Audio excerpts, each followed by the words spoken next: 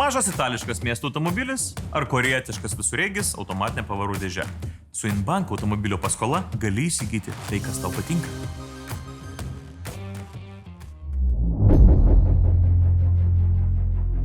Sveiki atvykę į mano, Benedikto Vanago ir Inbank Team Pitlane YouTube kanalą. Šiandieną ir čia mes pasišnekėsime apie tam tikrus labai specialios kategorijos klausimus. Per eilę metų, uždavinėjant įvairiausius klausimus, jie kartojasi ir mes atrinkome tuos, kurie yra susiję su mano kaip lenktynininko karjera ir turbūt daugiausia apie įvairius pirmuosius kartus. Jeigu jums kažkas yra įdomu ir nebūtinai iš šios kategorijos, komentaruose parašykite, ką jūs galvojate apie tai, ką mes darome ir lygiai taip pat užduokite savo klausimus.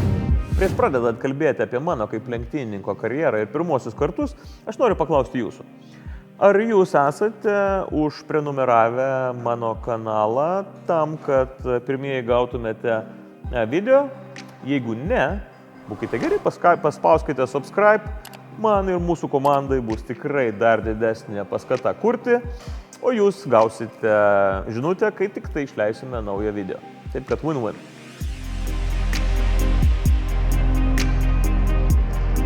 Šitą klausimą, man atrodo, aš esu atsakęs kokį 1000 kartų, bet aš lygiai taip pat suprantu, kad labai gali būti, kad dar keli tūkstančiai nėra girdėję to atsakymo. Dėl to trumpas naratyvas ir trumpa istorija, kaip tai nutiko. Aš pamenu tuomet, kai aš buvau darželinukas, kitaip tariant, vaikščiojau darželį, tai berniukai tais laikais norėdavo būti milicininkais, nes tuo metu policijos dar nebuvo, arba astronautais, kosmonautais jie vadinosi tais laikais, o mergaitės kaip taisyklė norėdavo būti gydytojomis. Tai aš buvau išskirtinis. Aš norėjau būti Belazo vairuotojas.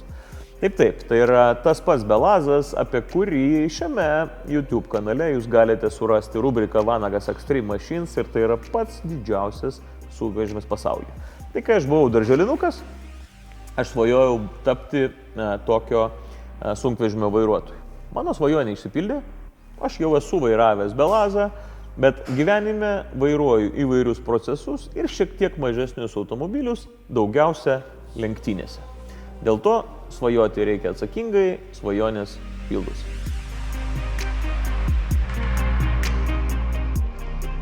Man buvo turbūt apie 18 ar 19 metų ir tai yra ganėtinai vėlai, nes mes visi žinome, kad profesionalu tu tampi po 10 000 valandų gilinimosi į tą konkrečią sritį.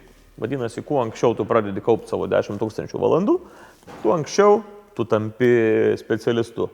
Mano atveju, aš pasakojau, kad aš norėjau būti Belazo vairuotoju, tai buvo darželyje, bet lenktynininko kompetencijas aš pradėjau kurti tik tai, kai man buvo 18 ar 19 metų.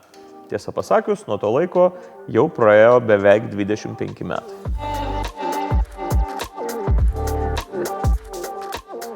Tai pirmasis mano lenktyninis automobilis buvo tokia Škoda Felicia, nupirkta iš serijos automobilių, tuo metu vyko Škoda Taurė Lietuvoje ir mano pirmosios lenktynės, aš manau, kad tai buvo turbūt 1997 metai, ryškiai geltona Škoda ir aš jaunas ir labai ambicingas vairuotojas.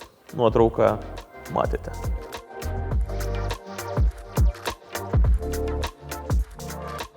Pirmasis treniruotės aš atsiminsiu visą savo gyvenimą, nes tuo metu aš gavau milžinišką ir tikrai labai didelę pamoką. Aš tapau lenktynininku visų pirma dėl to, kad tikrai maniau, kad esu labai greitas gatvėje. Tuo metu tikrai galiu pasakyti, kad buvau gatvių siaubas, to nei kiek nesididžiuoju, bet po to proto atsirado šiek tiek daugiau. Ir kai tu esi greičiausias gatvėje, tada automatiškai turbūt natūralu yra parodyti, kad lenktynininkai nėra tokie greiti ir tu gali būti greitesnis už juos. Aš galvoju, kad aš turbūt dėl to ir tapau lenktynininku. Ir mano pirmosios treniruotės nutiko taip, kad aš nusipirkau lenktyninį automobilį, aš pasiėmiau trenerį ir aš išvažiavau į, kaip dabar atsimenu, Kačerginės Nemuno žiedą. Kačerginės Nemuno žiede su mano treneriu, tuo metu žymių lenktynininku Alfredu Kudla, mes praleidome visą dieną.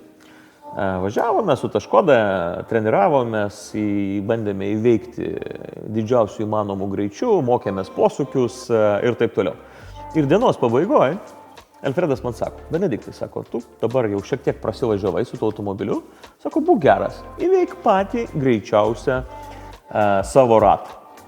Tai aš atsisėdau už Škodą, užsisegiau diržus, užsidėjau šalmą, pirštinės ir Alfredas nuėmė laiką, o aš startavau.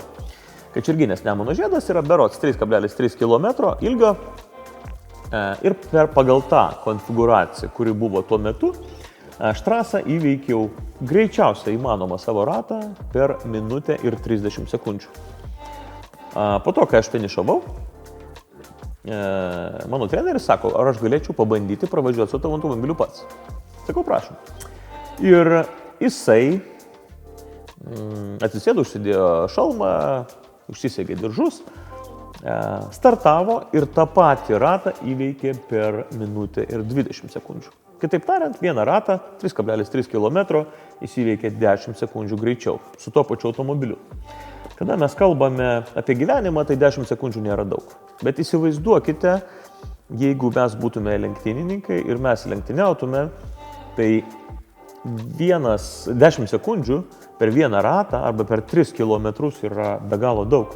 Nes tokiu atveju, jeigu mes išstartuotume virtualiai drauge, tai po truputį daugiau negu minutės pirmasis automobilis jau finišuotų, o antrasis pasirodytų už 1, 2, 3, jo dar net nesimato horizonte, 4, 5, 6, jis pasirodo horizonte, 7, 8, 9, 10. Matot, koks tai yra skirtumas. Ir tai buvo mano pirmoji treniruotė. Tai iš ryto aš atsikėliau kaip jaunas ambicingas lenktynininkas, kuris tuoj visiems parodys, kaip reikia važiuoti, o nuėjau miegoti kaip loseris, kuris suprato, kad reikės daug ir sunkiai dirbti, kad išmokti taip greitai važiuoti. Tai čia viena iš labiausiai mane pamokiusių istorijų gyvenime. Tikrai galėčiau pasakyti, kad tai yra iš top 10 didžiausių mano pamokų.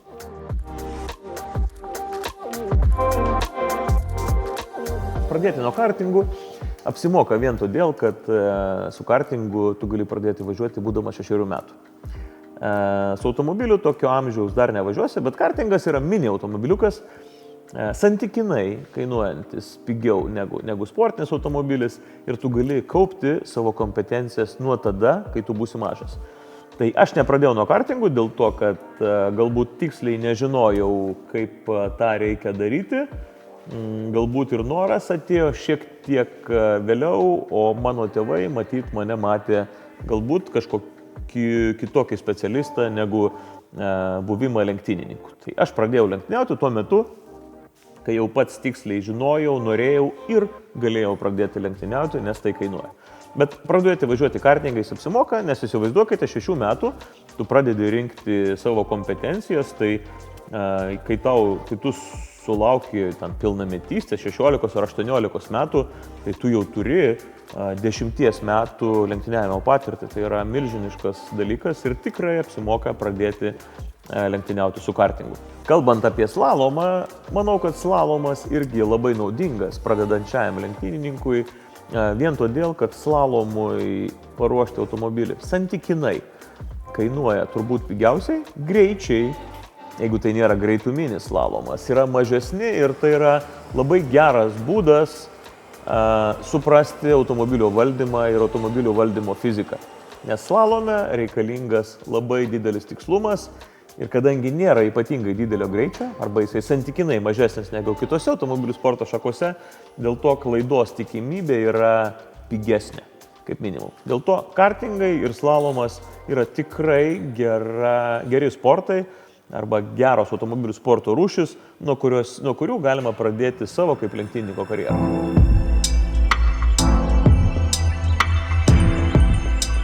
Aš savo lenktynininko karjerą pradėjau nuo žiedinių lenktynių, nuo tos ryškiai geltonos Škodos.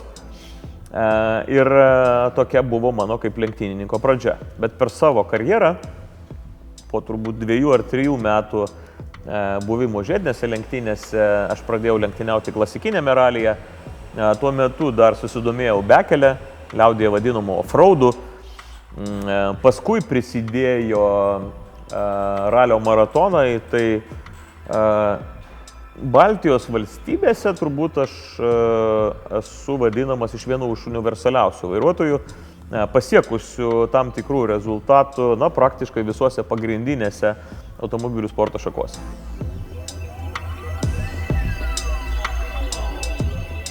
Pirmosios lenktynės tai yra visgi turbūt bandymasis ir supratimas, ko tu nori gyvenime ir ar lenktynės yra tavo. Tai man atrodo, kad reikia truputėlį pažinti save ir bandyti suprasti, kokio tipo lenktynės tau yra arčiausiai širdies, turbūt, nes jos tikrai yra labai skirtingos. Bet pirmosioms lenktynėms akcentas turėtų būti ne galia, ne pergalės, ne kiti dalykai, bet saugumas. Tai yra iš esmės, man atrodo, kad pirmosioms lenktynėms visų pirma, tai reikia labai daug noro. Kada yra noras, tada tau reikia pradėti kaupti kompetencijas. Tai yra susirasti tuo, kas tau galėtų suteikti informacijos, kas galėtų pabūti galbūt tavo mokytojas ir reikėtų pabandyti pasidaryti pirmasias treniruotes. Tai man atrodo, kad tai yra patys pagrindiniai dalykai.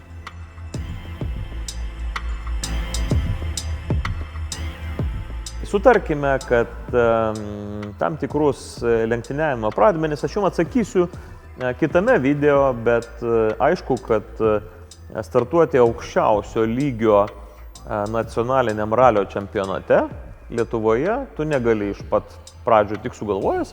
Visų pirma, tu turi turėti lenktynininko licenciją. Lenktynininko licenciją tu gauni atsakius tam tikrus klausimus, kitaip tariant, išlaikius vienokį ir kitokį egzaminą, nes lenktyniavimas tai yra tam tikras lenktynių taisyklių žinojimas ir žinojimas, kaip elgti tam tikrose situacijose. Ir tu turi surinkti šiokią tokią patirtį žemesnio rango lenktynėse, kad gautum leidimą dalyvauti aukštesnio rango lenktynėse, bet apie tai mes pakalbėsime kitame video.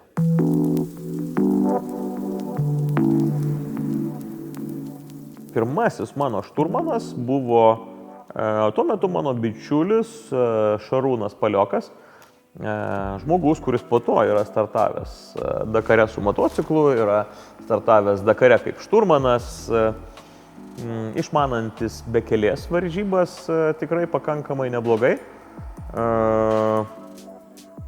Paskui mano šturmanas buvo Ričardas Striaukas, nemažai lenktynių esame pravažiavę drauge su Kęstučiu Jakučiu, bet mano gyvenime turbūt reikėtų paskaičiuoti atskirai, bet galėjo būti apie kelios dešimtis netgi šturmanų įvairiose kategorijose, kur tie šturmanai yra reikalingi.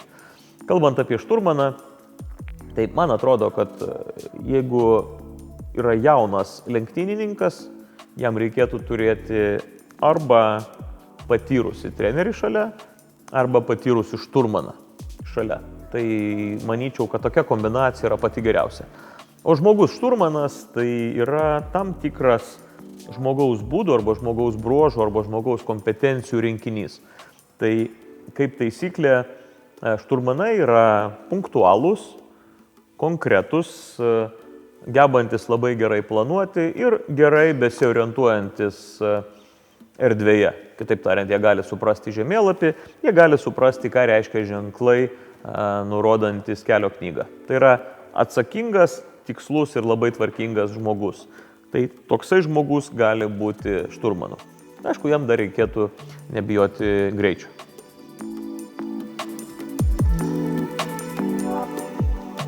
Sunku pasakyti, visa karjera virš 25 metų yra įvairūs, sunkus nutikimai ir visada norint siekti rezultato, tu turi daug ir sunkiai dirbti. Vienareikšmiai, tu turi būti išradingas, tu turi būti kryptingas, tu turi būti kruopštus, tu turi žinoti, ką darai, tu turi gerai planuoti. Tai Sunkiausi dalykai turbūt, net nežinau kaip juos įvardinti, bet man atrodo, kad norint tampti lenktynininku labai svarbu susidėti tinkamus pagrindus. Tai tapti greitu ir tapti geru reikia pasiryžti daug skirti dėmesio tobulėjimui. Tai tas valandų, 10 000 valandų rinkimas, man atrodo, kad turbūt tai yra sunkiausia. Nes kuomet tu esi jaunas, tu nori greitai pasiekti norimo rezultato, o pavyzdžiui, tokiose lenktynėse kaip ralio maratonai arba klasikinis ralis, reikia jau labai daug sudedamųjų detalių žinoti, suprasti ir jų visų visuma tau duoda greitį. Tai turbūt reikėtų pasiruošti daug ir sunkiai dirbti. Geroji dalis, kad nesvarbu, ką jūs gyvenime veikiat, jeigu jūs norite pasiekti savo srityje, kur jūs veikiate, jums vis tiek reikės daug skirti dėmesio. Lengvi dalykai nesidaro norint tapti geriausiu pasaulyje. Su sąlyga, kad jūs tokiais norite būti. Na, man turbūt pasisekė ta prasme, kad aš lenktynininku norėjau tapti tuo metu, kai jau užsiminėjau tam tikrą veiklą. Aš atsimenu, kad dirbau UAB Neste Lietuva ir buvau vienas iš Nestės pardavėjų. Tik pardavinėjau šviesiuosios naftos produktus, tai yra dizeliną, benziną, ne degalinėje, bet dideliais kiekiais. Tai vadinasi, automobilių cisternomis, taip būtų galima pavadinti. Aš buvau tikrai geras Nestės darbuotojas, buvau labai jaunas darbuotojas ir aš turėjau svajonę. Aš norėjau tapti lenktynininku, Neste kaip darbdavys, matydamas potencialą manyje, matydamas, kad aš gerai atlieku savo kasdieninę veiklą, jie manimi patikėjo ir jie buvo pirmieji mano kaip lenktynininko partneriai. Bet tie partneriai neatėjo tik dėl mano norų, bet jie norėjo išlaikyti gerą darbuotoją. Tai pradžioj tu turi vis tiek kažkam duoti. Bet kalbą apie partnerius mes padarysime atskirą video ir galėsime apie tai pasikalbėti šiek tiek daugiau. Aš papasakojau, kaip tai nutiko pas mane.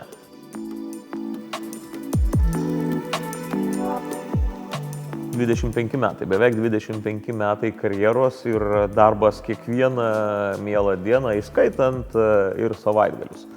Tai yra turbūt tai, bet aš kaip ir pasakoju, aš pradžioje buvau labai greitas gatvėje ir galvojau, kad tai yra lenktynininko pašaukimas, bet klydau, pasirodo, kad lenktynininkam reikia žinoti tam tikrus dėsnius ir labai daug treniruotis. Tai greitas važiavimas gatvėje nėra susijęs su potencialiais rezultatais gatvėje, patikėkite manimi, ne. Aš galiu pasakyti, kad pirmosios pergalės turbūt atsirado po kokių poros metų treniruočių ir daug ir sunkaus darbo. Taip atsirado pirmieji rezultatai. Savo lenktynininko karjeroje aš bandžiausi įvairias automobilių sporto šakas, kaip ir minėjau. Žiedinės lenktynės, klasikinį ralį, ralio maratonus, bekelę, pakilimo į kalną lenktynės, truputėlį slalomo.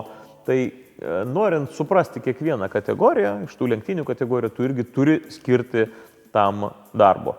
Tai aš turbūt galėčiau pasakyti, kad visų pirma, noras ir svajonė ir apsisprendimas tapti lenktynininku, tai buvo pirmas žingsnis. Antras žingsnis buvo labai daug ir tikrai sunkaus darbo tol, kol pasirodė pirmieji rezultatai.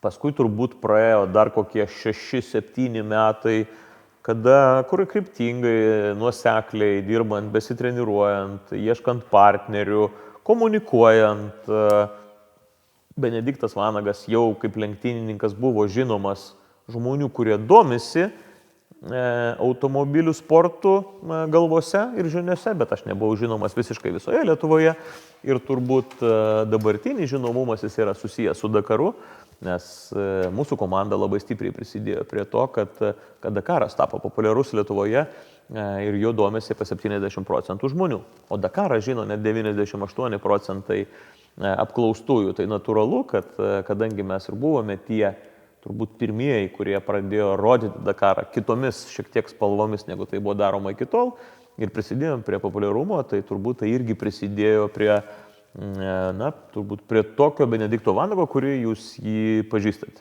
Nebūtinai pažįstate tokį, koks aš esu iš tiesų, bet čia jau kitas klausimas.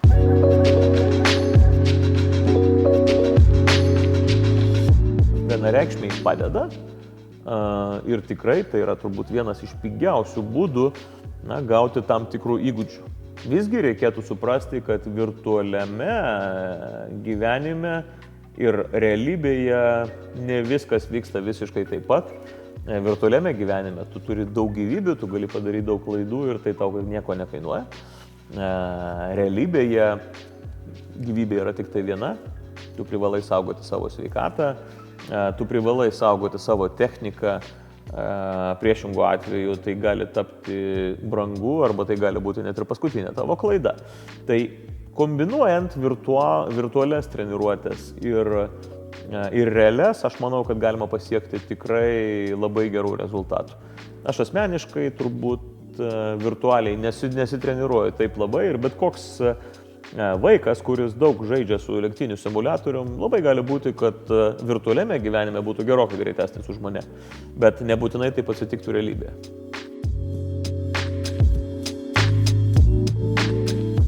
Mano laikais, kai aš pradėjau karjerą, tai buvo kultinė knyga, jinai yra ir dabar, tai yra Lenko Sobieslovo Zasados knyga pavadinimu berods Saugus greitis. Tai tikrai bet kuriam žmogui, kuriam yra įdomios lenktynės, kuris yra pradedantysis, tikrai vertėtų pasiskaityti ir toje knygoje jūs tikrai atrasite labai daug tikrai tinkamos teorijos. Knygų ir literatūros yra daugiau, bet pradėkite nuo Sobieslovo Zasados Saugus greitis.